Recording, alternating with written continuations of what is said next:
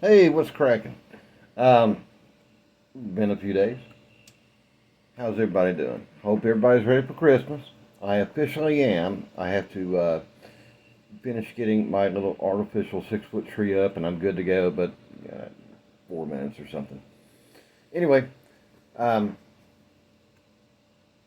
so just kind of thinking, why do the constant attacks on the MAGA people, such as myself? Now, this isn't a MAGA hat. I don't have one. I'm not into buying political crap.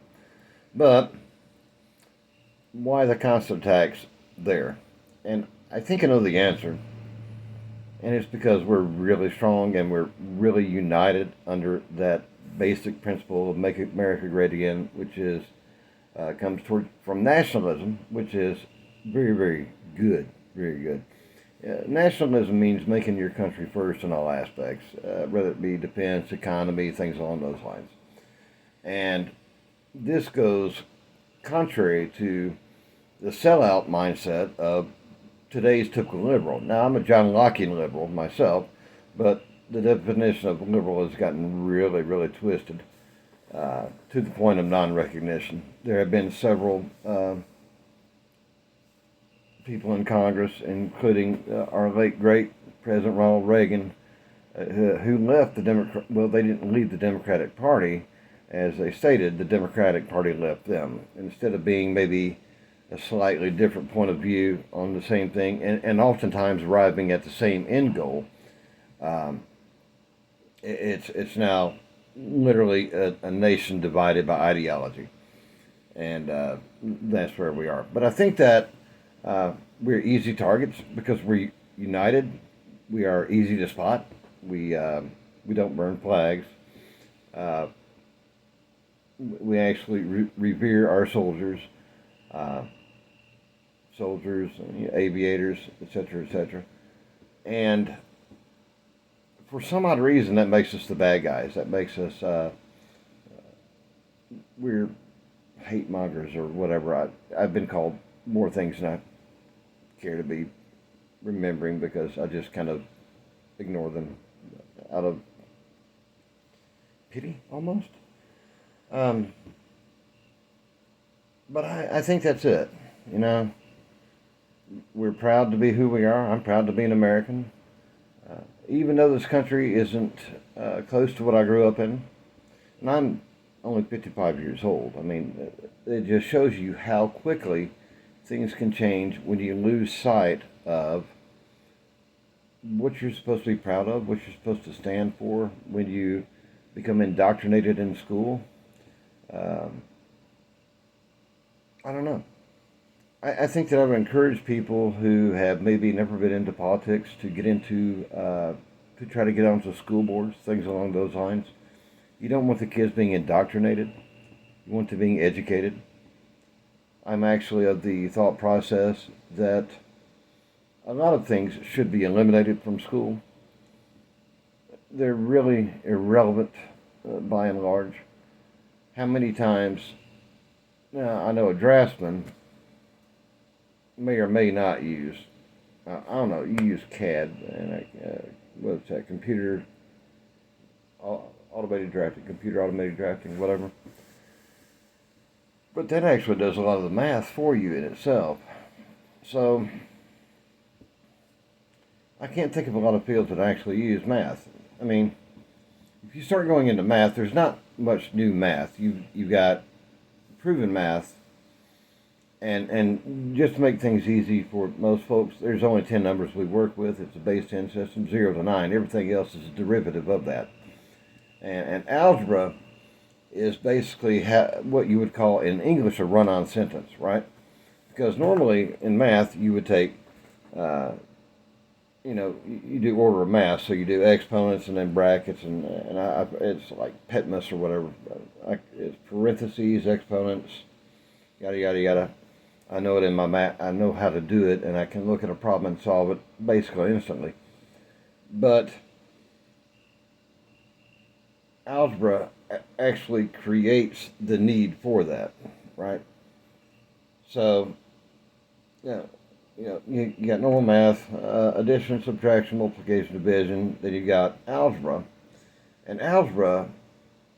And I'm really good at math, so I think that you're teaching. Basically, you're teaching somebody how to do math really badly. If it makes any kind of sense. I mean, order of math is still fine, but you can do that. Line 1, line 2, line 3, line 4, and then get what you need out of it that way, which is basically what you do when you solve an algebra problem, right? So the teacher will ask you to show the work, and I used to drive my algebra teacher absolutely batshit because I never showed my work. I mean, ever, not once.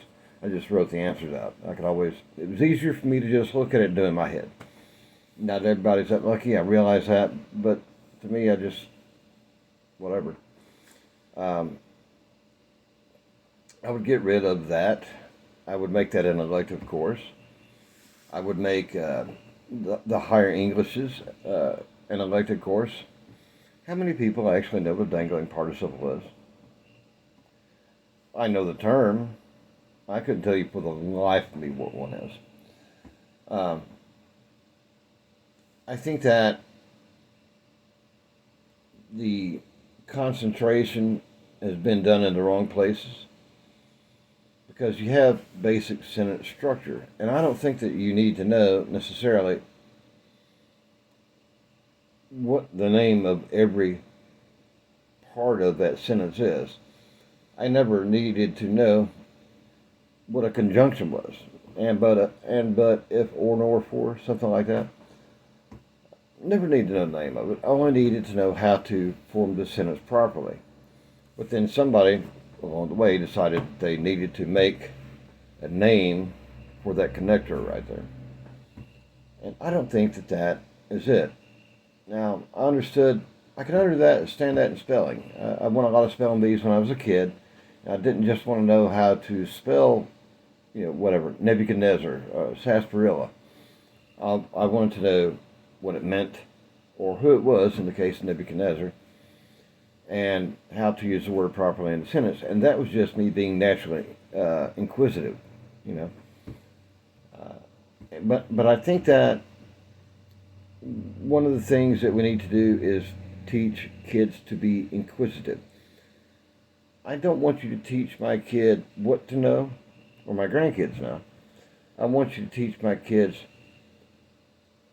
how to think, how to question, how to form the thought process of developing the question in their mind so that they state a question in a way where you understand what the answer is that they're looking for.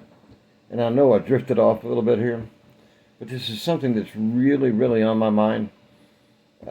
Schools, get active, get in touch. I've got a lot of people, friends of mine, who are wanting to homeschool their kids, and that is a fantastic thing, if you can afford to do it.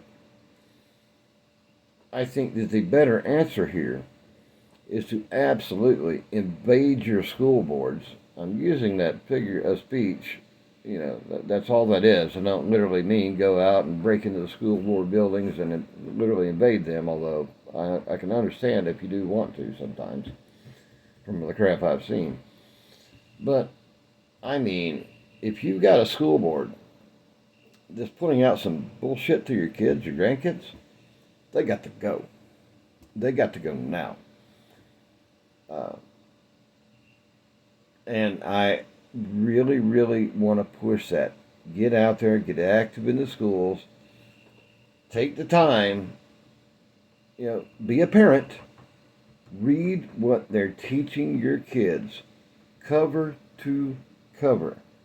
And if you don't understand it, don't be lazy. We got these little things called computers. Look up words you don't understand. Okay? Because this is how they hide things in plain sight. Alright, that's what I got. Y'all be good. Merry Christmas and a Happy New Year to everyone. Love you guys. Be good. Peace.